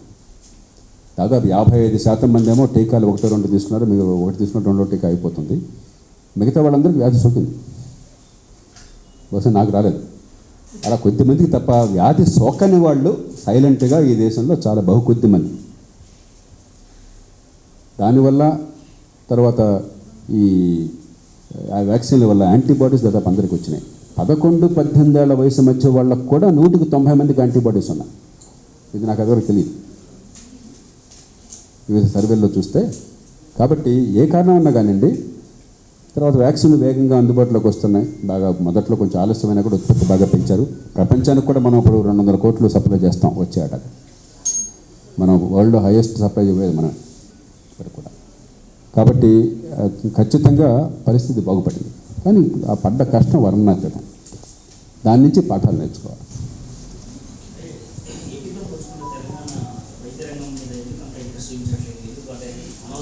చెప్పాను కదా, పోలికలు వద్దని. ఇప్పుడు ప్రతి రాష్ట్రం నుంచి మనం కొన్ని నేర్చుకోవాలి. తెలంగాణ మనకు కావాలి, ఆంధ్రప్రదేశ్ మనకు కావాలి. ఖచ్చితంగా ఆంధ్రప్రదేశ్లో తలసరి ఖర్చు తెలంగాణ కంటే ఎక్కువ పెడుతున్నారు. అలాగే కొన్ని కొత్త పద్ధతులు, డయాగ్నోస్టిక్స్ కానీ మరికొన్ని కానీ కొంచెం అదివరకు ఆరోగ్యశ్రీ ఎట్లాగైతే తెలుగునాట మొదలెట్టామో అలాగా దేశానికి ఒక మార్గాన్ని చూపెడుతున్నారు. తెలంగాణ కూడా ఇంకో రూపంలో, ఉదాహరణకి ప్రభుత్వం నిర్వహిస్తూ ఆంధ్రప్రదేశ్ తిరుగుతుంది కాకుండా డయాగ్నోస్టిక్స్ మధ్య ప్రయత్నం చేస్తున్నారు. కాబట్టి రెండు రాష్ట్రాలకు మన అదృష్టం ఏంటంటే మనకు చాలా మానవ వనరులు ఉన్నాయి, ఒక పునాదులు గట్టిగా ఉన్నాయి. ఆరోగ్యశ్రీ ఇతర పథకాల వల్ల మంచి పునాదులు ఉన్నాయి. మన బడ్జెట్తో పోలిస్తే మనం పెట్టాల్సిన ఖర్చు నథింగ్, నామమాత్రం. అసలు 1900 కోట్లు ఏముంది, లెఫ్ట్ హ్యాండ్తో చంద్రశేఖర్ గారు సంతకం పెట్టచ్చు. అదే అసలు ఆలోచించక్కర్లేదు. ఇంత పెద్ద ప్రయోజనం 21 లక్షల మందికి తెలంగాణలో ప్రతి సంవత్సరం పేదరికం నుంచి కాపాడే పథకానికి 1900 కోట్లు ఖర్చు లెక్కంటే అసలు. అలాగే ఆంధ్రప్రదేశ్ కొంచెం ఇక్కడికంటే ఆర్థికంగా సంకటంలో ఉన్నారు, 2600 కోట్లు అక్కడ పెట్టే ఖర్చుతో పోలిస్తే పెద్ద కష్టమేం కాదు. అందుకనే నేను ఎప్పుడు గొంతు నొక్కుకునేవాడిని కాదు, ఆశ్చర్య సాధ్యంగా ఉండాలి. మీరు నేను ముఖ్యమంత్రి ప్రధానమంత్రి అయితే చేయగలమా, మనం చేయలేకపోతే వాళ్ళని అడగకూడదు మనం. కాబట్టి ఇది సాధ్యము. ఇక కొన్ని విషయాల్లో కొన్ని రాష్ట్రాల ముందుంటే కొన్ని రాష్ట్రాలు వెనుకుంటాయి. ఆంధ్రప్రదేశ్ తెలంగాణ రెండు కూడా సంక్షేమ పథకాల మీద చాలా వాటికి పెద్దపీట వేశారు. నేను ఇంతకాలం నుంచి చెప్తున్నాను, సంక్షేమం అవసరం, కానీ దానికి ఎంతో కొంత పరిమితులు పెట్టాలి. కానీ విద్య ఆరోగ్యాన్ని మామూలు సంక్షేమంలాగా భావించకూడదు. ఇది ప్రభుత్వ ప్రాథమిక బాధ్యత, మౌలికమైన బాధ్యత. ఎంత ఖర్చు అయినా సరే అందరికీ మంచి ప్రమాణాల ఆరోగ్యం, జేబులో డబ్బు ఖర్చు కాకుండా అందటం, ప్రతి బిడ్డకి మంచి ప్రమాణాల విద్య, ఉత్తిత్తు చదువు కాదు, మనకు పాస్ అయ్యే చదువు కాదు, దొంగ చదువు. దానిలో నేను వెళ్తే 3 గంటలు అయిపోతుంది. ఉత్తిత్తు చదువు అంటుంది మనకి 100 మందికి. మంచి ప్రమాణాల విద్య, జేబులో డబ్బులు ఖర్చు కాకుండా అందించడం, ఈ రెండు ప్రభుత్వాల ప్రథమ బాధ్యత. అక్కడ మనం విఫలం అవుతున్నాం. అందుకని రెండు రాష్ట్రాల ముఖ్యమంత్రుల్ని, ప్రభుత్వాలను నేను వినమ్రంగా కోరేది ఏమిటంటే, మీరు సంక్షేమం కోసం ఎంతో ఖర్చు పెడుతున్నారు. ఈ రూపంలో కొద్దిగా ఖర్చు పెడితే వచ్చే ఫలితాలు అద్భుతమైనవి, ప్రజల నుంచి మన్నన పొందుతారు, ఈ రెండు రాష్ట్రాలని కాపాడిన వాళ్ళు అవుతారు. కాబట్టి ఆ బాధ్యత తీసుకోమని కోరుతున్నాను. మరోసారి మీ అందరికీ ధన్యవాదాలు తెలియజేస్తూ, నేను కోరేది ఇది ఒక్కరోజు కవరేజ్ అనే కాదు, దీని మీద చాలా చర్చ కావాలి సమాజంలో. పనికిమాలిన విషయాల మీద బోర్డు చర్చ పెడుతున్నాం. ఆర్యన్ ఖాన్ అరెస్ట్ని గురించి మనం దేశమంతా కూడా గగ్గలు పెట్టినాము. బెయిల్ని గురించి ఏమైందో మనకు తెలుసు. అవన్నీ మాట్లాడదాన్ని అంటలేదు. కానీ కొన్ని కోట్ల మంది బతుకుల్ని బాగు చేసే అంశాలను కొంత ప్రాధాన్యత ఇస్తే బాగుంటుందని నా కోరిక. అది మీ చేతుల్లో ఉంది. మీరంటే మీరని కాదు నేను చెప్పింది, మీ యాజమాన్యాల చేతుల్లో ఉంది. మీ ద్వారా వారికి తెలియజేస్తున్నాను. కనీసం కోవిడ్ నేపథ్యంలో ఈ దేశంలో ప్రజలకి ఆరోగ్యం ఎంత అవసరమైందన్నది ఒక స్పృహ వచ్చింది. అలాగే రాజకీయ పార్టీలకు కూడా స్పృహ వచ్చింది. రాజశేఖర రెడ్డి గారు ఆరోగ్యశ్రీ పెట్టిన తర్వాత వచ్చిన రాజకీయ ఫలితాలు చూసి దీనిలో ఓట్లు కూడా ఉన్నాయనే విషయం కూడా అర్థమైంది. మరి స్వామి కార్యం స్వకార్యం నెరవేరుతున్నప్పుడు అటు జాతికి మంచిది, ఇటు ఓట్లు ఉన్నాయి, ఇటు పెద్ద ఖర్చు లేకుండా సులభంగా అమలు చేయొచ్చు, అన్నీ ఉన్నాయి మనకి. ఇంకా అడ్డేముంది? అంచేత వాటిని అమలు చేయమని అన్ని రాష్ట్రాలను కోరుతున్నాం. ముఖ్యంగా తెలుగు రాష్ట్రాలని దీనిలో నాయకత్వాన్ని ఇవ్వవలసిందిగా కోరుతున్నాం. దానికి నిరంతరం పాటుపడవలసిందిగా ఈ చర్చని ప్రజల్లో తీసుకొచ్చి మారుమూలన్న సామాన్యుడికి కూడా నీకు నచ్చిన డాక్టర్ దగ్గర మంచి వైద్యం జేబులో ఖర్చు లేకుండా పొందటము, వైద్య పరీక్షలు మందులతో సహా ఇప్పుడు ఉన్న రీతిన అందరికీ కూడా నచ్చిన ఆసుపత్రిలో చికిత్స పొందడము, సంక్లిష్టమైన వైద్యాన్ని అత్యున్నత ప్రమాణాలతో ప్రభుత్వ ఆసుపత్రుల్లో అందరికీ ఉచితంగా అందించడము, ఈ 3 మౌలికమైన అంశాలుగా చెప్పడం జరిగింది. ఇది అర్థం కావడం అంత కష్టం కాదు. ఇప్పుడు మా పిల్లలు చెప్పినట్టుగా ఇంగ్లీష్లో సొఫిస్టికేటెడ్గా చెప్తే అర్థం కాకపోవచ్చు, కానీ సింపుల్ విషయాలే కదా అర్థవంతంగా చెప్తే. మారుమూల నిరుపేద సామాన్యుడు కూడా, అక్షరజ్ఞానం లేని వాళ్ళకి కూడా ఈ విషయం అర్థమైపోతుంది. ఆ అర్థమయ్యే ప్రయత్నం చేయండి. రాజకీయ పార్టీలకు ఇది చేస్తే మంచిది అని చెప్పి అన్న విశ్వాసాన్ని కలిగే ప్రయత్నం చేస్తారని ఆశిస్తూ, ఈ విషయంలో మన రోజు రాజకీయంగా బోల్డ్ విమర్శలు ప్రతి విమర్శలు ఉంటాయి, తిట్లు శాపనార్థాలు ఉంటాయి. కానీ నిర్మాణాత్మక అంశాల్లో, జాతికి పనికొచ్చే అంశాల్లో పార్టీల విభేదాలను పక్కన పెట్టి అందరం కూడా దీనికి పూనుకోవాలి. ఇది వాళ్ళు చేశారు కాబట్టి నేను అడ్డుకుంటాను, నేను చేస్తే ఆయన అడ్డుకుంటాడు అన్నది మన దేశంలో రాజకీయంలో కొనసాగుతున్నది. ఇది దేశానికి నేను మొట్టమొదటి చెప్తున్న ఆత్మహత్యా సదృశ్యం. ఇది పంచాయతీల్లో పూర్వం ఉండేది. అతను సర్పంచ్గా ఉన్నంతకాలం ఊళ్ళో రోడ్డు పడడానికి వెళ్ళలేదు అని చెప్పని చాలా పంచాయతీల్లో ఉండేది పూర్వకాలం. మరి పరిపాలన రాష్ట్రాల్లో జాతీయ స్థాయిలో కూడా మనం ఆ స్థాయికి వస్తే ఎట్లా? అంటే వాళ్ళ సర్పంచుల కోసం మన బతుకు. మన కోసం ఆ ప్రభుత్వాలు పనిచేయాల్సింది. మన పన్నుల డబ్బు ఎందుకు కడుతున్నాం? మన వాళ్ళకి బాధ్యత ఎందుకు ఇచ్చాం? ఆ బాధ్యత నెరవేర్చే ప్రయత్నం జరిగితే అందరూ కలిసి రావాలి. పొరపాట్లు ఉంటే సరిదిద్దే ఏర్పాటు చేయాలి. అంతేగాని వాళ్ళు ఏం చేసినా అడ్డుకుంటామని మీరేం చేసినా అడ్డుకుంటామని వాళ్ళు పూనుకుంటే, ఒకళ్ళ వేళ్ళతో ఒకళ్ళ కళ్ళు పొడుచుకుంటే గుడ్డు అయ్యేది మీరు కాదు, లోకం అంతా గుడ్డిదవుతాను, సమాజం నష్టపోతాను. కాబట్టి ఈ విషయంలో పక్షపాత రాజకీయాలకు కాస్త స్వస్తి చెప్పి, ఒకళ్ళకంటే ఒకళ్ళు బాగా చేయడం, ఆంధ్రప్రదేశ్ తెలంగాణ అన్నలాగా యూనియన్ ప్రభుత్వము రాష్ట్ర ప్రభుత్వము పోటీ పడండి. ఒకళ్ళకంటే ఒకళ్ళు మీకంటే మేము బాగా చేసామని చెప్పుకోండి, బాగా చేసి సంతోషం. అంతేగాని ఒకళ్ళనొకళ్ళు అడ్డుకుని ఆపడానికి ప్రయత్నం చేయబోకండి. మనకి చాలా అందుబాటులో ఉంది. 70 ఏళ్ళు ఆలస్యంగా అయినా సరే కొన్ని అంకెలు ఇప్పటికీ ఎక్కువైందని నేను చెప్పలేను మీకు. అతి ఎక్కువ మంది ప్రపంచం మొత్తంలో పిల్లలు చనిపోతుంది భారతదేశంలో 5 ఏళ్ల లోపల పిల్లలు. అంటువ్యాధులు, చాలా పెద్ద అంటువ్యాధులు అతి ఎక్కువ మంది గురవుతున్నది భారతదేశంలో. ప్రతి అంటువ్యాధి ఇలా ఉండక్కర్లా, మనం చాలా తేలిక మార్చవచ్చు. ఈ ప్రపంచంలో చెడు వాటన్నిటిలో మనం ఫస్ట్ ఉండాల్సిన అవసరం లేదు. ఎలాగైతే ఈఎంఆర్ఐ మనం అప్పుడు పెట్టినప్పుడు, నేను సగర్వంగా చెప్తాను, ఆ బోర్డులో కూడా ఉన్నాను, 10 ఏళ్ల పాటు నేను బాగా నడపడానికి సాయం చేశాను. నేను ప్రపంచ ప్రమాణాలతో నడపడం జరిగింది. భారతదేశంలో తక్కువ ఖర్చుతో మంచి సాంకేతిక విజ్ఞానంతో వరల్డ్ క్లాస్ ఏర్పాటు చేయొచ్చు అని ప్రపంచానికి అర్థమైంది. అట్లాగే మనకు కొన్ని ఆసుపత్రులు అద్భుతమైన పని ప్రపంచ ప్రమాణాలు చేస్తున్నాయి. మన ఎల్వి ప్రసాద్ ఇన్స్టిట్యూట్ ఐ కేర్లో ప్రపంచంలో అగ్రస్థానంలో ఉంది ఇవాళ. మన వ్యాక్సిన్ ఇండస్ట్రీస్ ప్రపంచంలో ఎవరికి తీసుకోకుండా మన serum institute number 1 in the world. Serum తీసేసినా కూడా 2 కంపెనీలు ప్రపంచంలో ఆ స్థాయిలో ఉన్నాయి. అలాగే ఫార్మా ఇండస్ట్రీ ప్రపంచంలో హైయెస్ట్ బెస్ట్ మంది. సో అందరికీ ఉపయోగపడుతున్నాం. మనకు ఆ శక్తి ఉన్నది, అవకాశం ఉన్నప్పుడు ఉపయోగించుకుందాం. నేను కోరేది ఇది చాలా తేలికైంది, అన్నీ ఉన్నాయి. ఇదే 50 ఏళ్ల క్రితం అయితే సాధ్యం కాదు, 30 ఏళ్ల క్రితం కూడా సాధ్యం కాదు. ఇవాళ చాలా అందుబాటులోకి వచ్చినాయి మనం. కాబట్టి దాన్ని ఉపయోగించుకుందాం. ప్రజల మనసులో కూడా కోవిడ్ వల్ల ఆరోగ్యం ఎంత ముఖ్యం అనేది సమాజం మొత్తంలోకి గుండెల్లో నరనరాలు పాకిపోయింది. ఇది అద్భుతమైన సమయం. ఇంకా ఎలక్షన్లకు టైం ఉంది కదా, 2-3 ఏళ్ళు టైం ఉంది కదా, బెస్ట్ టైం.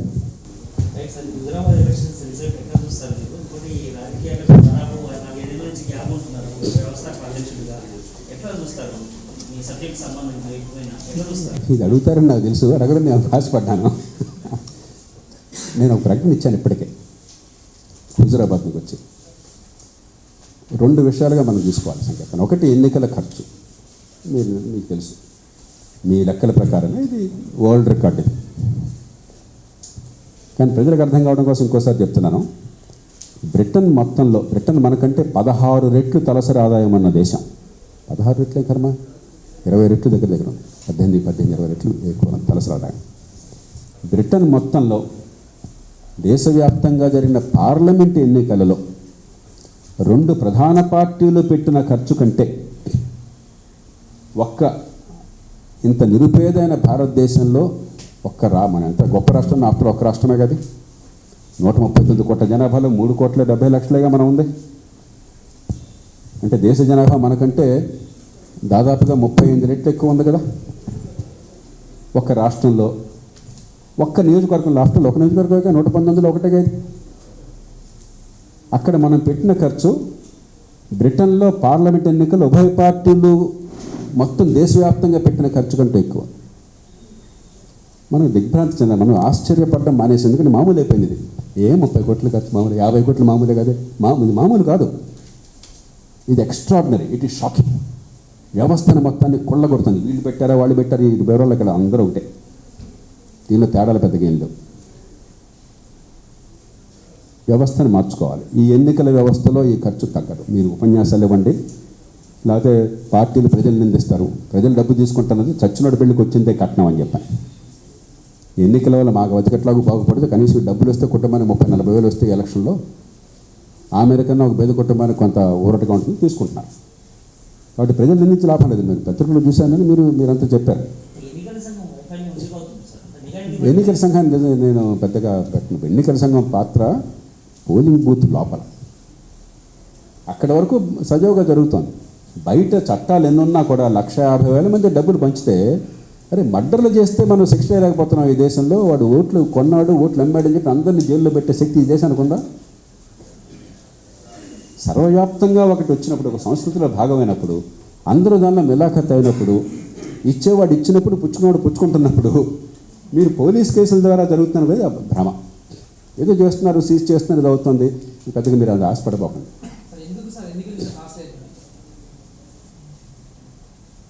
మీరు ఇష్యూ డైవర్ట్ చేస్తున్నారు కాబట్టి ఒక్క నిమిషం మాట్లాడి ఆపేస్తాను, లేకపోతే వెళ్ళిపోతుంది. ఎందుకంటే ఇప్పుడు దాని మీద ఇంకో పుస్తకం రాస్తాను, పెద్ద పుస్తకం రాస్తాను ఏం చేయాలనేది. ఎందుకంటే ఇప్పుడు ఈ విషయం మీద దృష్టి పెట్టమని మంచిగా.